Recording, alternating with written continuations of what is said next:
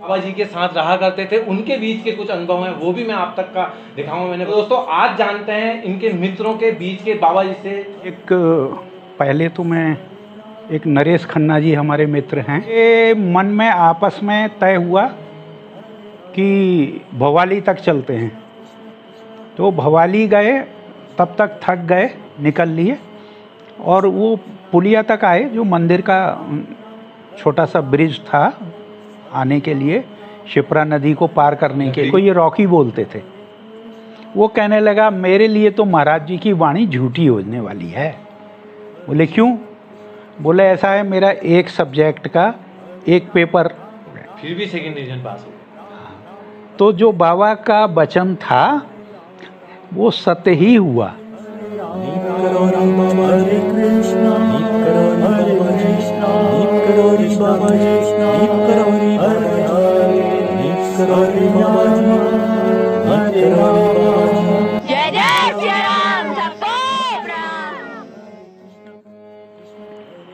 तो दोस्तों नमस्कार, मैं विजय वर्मा। मैं फिर आज मैंने बताया था पिछली वीडियो में कि कभी अगर मुझे फिर डॉक्टर साहब से मिलने का मौका मिले तो मैं फिर इनके ज़िंदगी के अनुभव, जो इनके जो मित्र हैं जो उस टाइम में बाबा जी के साथ रहा करते थे, उनके बीच के कुछ अनुभव हैं वो भी मैं आप तक का दिखाऊंगा। मैंने दोस्तों आज जानते हैं इनके मित्रों के बीच के बाबा जी से उनके बीच के अनुभव।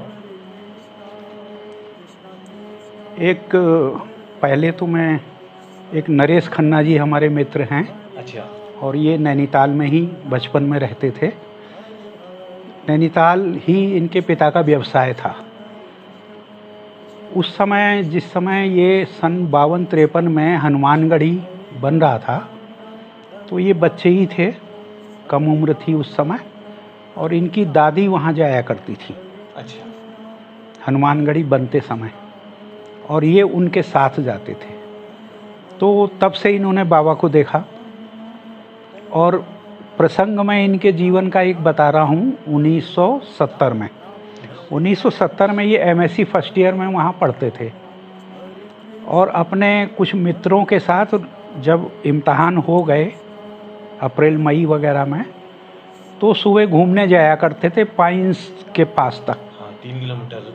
हाँ, तो उसी समय की बात है। इम्तहान दे चुके थे, रिजल्ट आना बाकी था। उस समय में आगरा विश्वविद्यालय से अटैच्ड होता था ये DSB कॉलेज नैनीताल, दान सिंह बिष्ट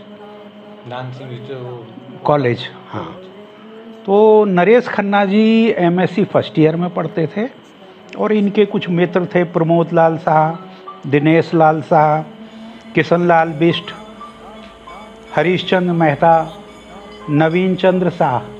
तो ये करीब 6-7 लोग पाइन्स तक गए।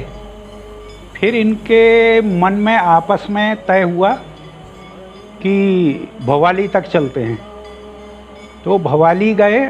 तब तक थक गए।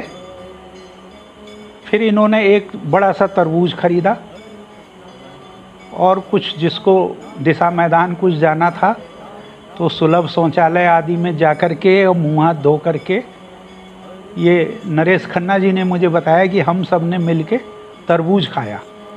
तरबूज खाने के बाद फिर हम में थोड़ी ताकत आ गई, तो ये तय किया कि चलो कैंची चलते हैं। तो नैनीताल से भवाली तक पैदल गए। फिर भवाली में ये सब थोड़ा सा खान पान करके फिर कैंची के लिए निकल पड़े। कैंची में जब ये अंदर पहुँचे मंदिर में, महाराज जी उस दौरान वहीं थे, सन 70 की बात है ये। तो इन्होंने पूछा कि वे महाराज जी के दर्शन हो जाएंगे।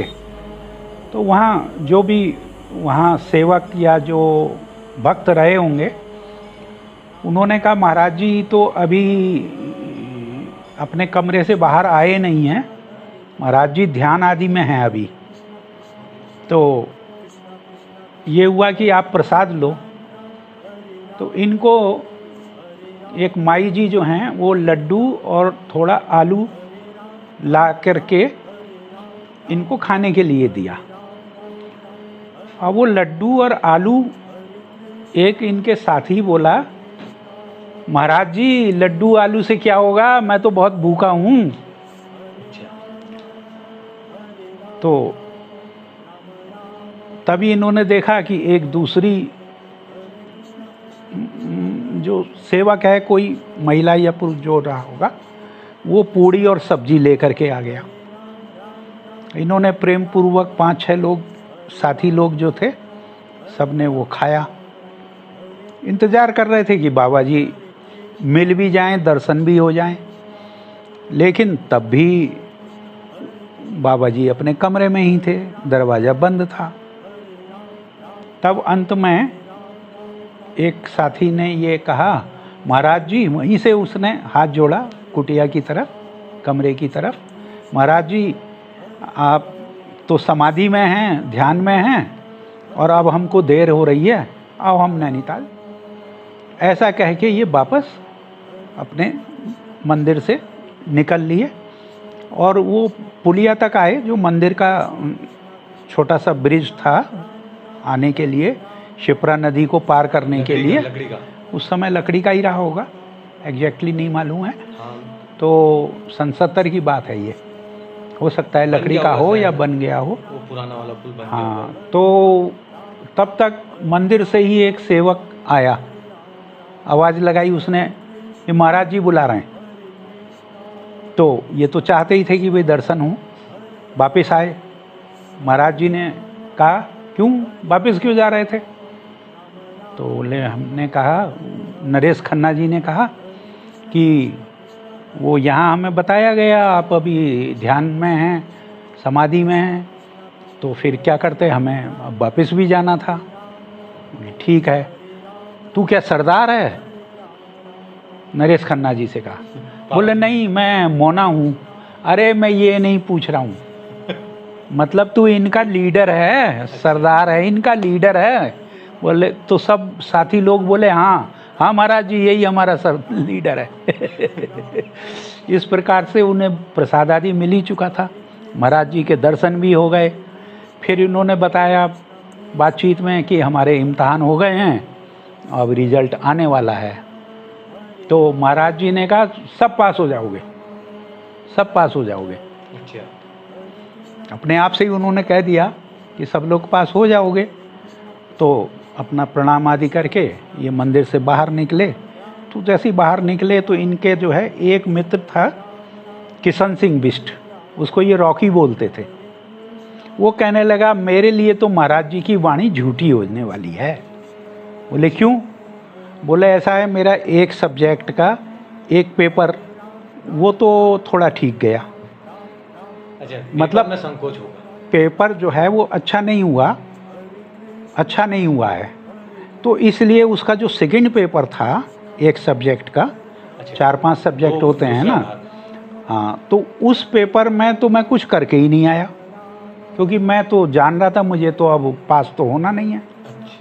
और महाराज जी कह रहे हैं सब पास हो गए, तो मेरे लिए तो महाराज जी की वाणी सत्य सिद्ध नहीं होने वाली, ऐसा वो उसने जिक्र किया। अब एक दूसरे ने क्या करके आए हैं क्या नहीं, वो किसी दूसरे को क्या मालूम, लेकिन जब रिजल्ट आया तो सबके सब पास हुए। तो वो जो रॉकी था, किशन सिंह बिष्ट नाम है, समकक्ष हैं, अब वो भी 70-72 साल के होंगे, अब उनके बारे में जानकारी नहीं है कहाँ हैं क्या है। तो उनके उस पेपर में जो अच्छा नहीं हुआ था उसमें 48 नंबर आए, और जो ये दूसरा अटेंड करके ही नहीं आए, 2-4-6 लाइन कुछ लिखी होंगी तो उसमें 2 नंबर आए। 75 का वो पेपर होता था, पूर्णांक जो है 75 में से एक में 48 आ गए, एक में 75 में से 2 नंबर आ गए, दोनों मिला के 50 हो गए, 150 में से 50 हो गए, 1/3। तो ये उस सब्जेक्ट में पास हो गए, और अन्य सब्जेक्ट में अच्छे नंबर रहे, तो कुल मिला के वो सेकेंड डिवीज़न पास हो गए। फिर भी सेकेंड डिवीज़न पास हो गया। तो जो बाबा का वचन था वो सत्य ही हुआ। इसी प्रकार का एक हमारे एक और मित्र हैं, अशोक मित्तल नाम है, सितारगंज से, वो नैनीताल पढ़ते थे। तो उनका शायद BSc था, ये बात उसके 1 साल आगे की होगी। 73 तक तो महाराज जी थे, तो 71 की हो, 72 की हो, ये हो सकता है, क्योंकि ये मुझे उन्होंने ये अपना अनुभव बताया था, कुछ समय हो गया। अच्छा। तो इसलिए वो सन एग्जैक्टली याद नहीं है, लेकिन 72 या 71, 72 या 73 भी हो सकता है, कोई भी हो, उससे क्या। तो वो पढ़ाई में ज़रा कम उनका ध्यान लगता था। अच्छे पैसे वाले उधर के सितारगंज के रहे, उनकी धान मिल वगैरह रही हैं। तो पेपर हुए, ज़्यादा अच्छे नहीं हुए उनके अनुसार। तो उनको चिंता हुई कि मैं पास होऊंगा कि नहीं, अगर फेल हो गया तो घर में डांट पड़ेगी। तो उन्होंने अपने एक मित्र, वो भी शाह थे, नाम याद नहीं, कोई नाम, मतलब उनके मित्र, उनके सहपाठी, नैनीताल के ही, नैनीताल में ही पढ़ते थे। तो उन्होंने कहा ऐसा करते हैं, कैंची चलते हैं बाबा के पास, उनसे आशीर्वाद लेते हैं, वो उनका आशीर्वाद होता है तो पास हो जाते हैं। मतलब अपने ऊपर भरोसा नहीं था। हाँ, तो अब जो पेपर जैसे हुए ना, अब जो जैसे पेपर हुए, अनुमान से उनको लग रहा था कि हमारे बहुत अच्छे नहीं हुआ है। तो इसलिए, क्योंकि कुछ तो विद्यार्थी को ये लगता है कि मेरा कैसा हुआ है, करके ही नहीं आएगा उसको तो पता चल हाँ जाएगा। बस हुआ। तो वहाँ गए, जाते ही तो पहले महाराज जी, बाबा जी ने, महाराज जी ने, नीम करौली महाराज जी ने कहा जाओ पहले प्रसाद पाओ। प्रसाद लो, प्रसाद लो। तो दोनों लोग, ये अशोक मित्तल जी बताते हैं कि हम दोनों लोग अंदर गए और वहाँ हमें प्रसाद दिया गया, पूड़ी सब्जी शायद दिया गया होगा। तो वो खा लिया, तो बोले मुझे थोड़ी भूख ज़्यादा थी, तो फिर मैंने मांग के थोड़ा और लिया, और उसके बाद अपना हाथ मुंह धो के कुल्ला उल्ला करके महाराज जी के पास आए। तो महाराज जी ने कहा देखो, एक बार में प्रसाद ले लेना चाहिए, 2 बार मांगना ठीक नहीं होता है। तो प्रसाद की तो वहाँ कोई कमी नहीं, महाराज जी तो कहते थे और दो और दो। सुनने में लेकिन ये बात एक संकेत था। अब ये सोचने लगे, हम तो वहाँ थे, महाराज जी यहाँ लोगों के बीच बैठे हैं, ये बात इन्होंने कैसे जान ली कि मैंने दोबारा प्रसाद लिया है। ये संकेत, ये बात कहना महाराज जी का एक उद्देश्य था, उनको अनुभूति कराने का। ऐसा होगा, ये मेरा आकलन मन की बात है। ऐसा ही होगा। उसके बाद जो है, बाबा ने खुद ही कहा, पढ़ते लिखते हैं नहीं और सोचते हैं बाबा जी का आशीर्वाद मिल जाए पास हो जाए, पढ़ोगे नहीं तो पास कैसे होगे, ऐसे फटकार दिया। बस बातचीत जो भी, थोड़ी देर बैठ बाट के बाहर निकले, तो अशोक मित्तल जी कहते हैं मैं तो अब इस साल गया हैं, बाबा जी ने तो कह दिया पढ़ते लिखते हो नहीं, पास कैसे हो गए। तो बोले मेरा मित्र जो है वो तो पहले से आता जाता था, मैं तो पहली बार गया था। बोला नहीं, ये बाबा जी के तरीके ऐसे ही होते हैं, तुम पास हो जाओगे।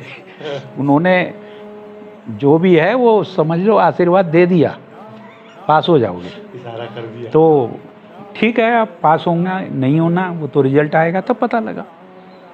तो मित्तल जी कहते हैं जब रिजल्ट आया तो मैंने देखा मैं पास हूँ। तो ये एक जो भी है, इस तरीके से बाबा का एक लीला। किस तरीके से लोगों के, बच्चों के, स्कूल विद्यार्थियों के साथ तो उनका बहुत स्नेह का अलग ही एक संबंध होता था। बांटा करते थे। क्या और कोई मित्र अनुभव? चलिए और बता देते हैं। एक हमारे मित्र रहे सूरज अग्रवाल जी। क्या और कोई मित्र अनुभव? चलिए और बता देते हैं। एक हमारे मित्र रहे सूरज अग्रवाल जी। तो उनका यहाँ मस्जिद है, बड़ी मस्जिद जिसको जामा मस्जिद बोलते हैं बाज़ार में, उसके नीचे उनका जूते की दुकान। पहले बाबा ने कहा कि जिस काम के लिए आया है या जिस चिंता से आया है वो तेरा जल्दी ही हो जाएगा पूरा, वो हो गया। इसके बाद उन्होंने फिर ये बताया, एक बारी राजा राम जी ने वो बेले की माला वाली पुड़िया, वो पत्ते में बांध के देते हैं तागे से, वो उठाई और अपना शिवालय की तरफ चले गए सामने ही।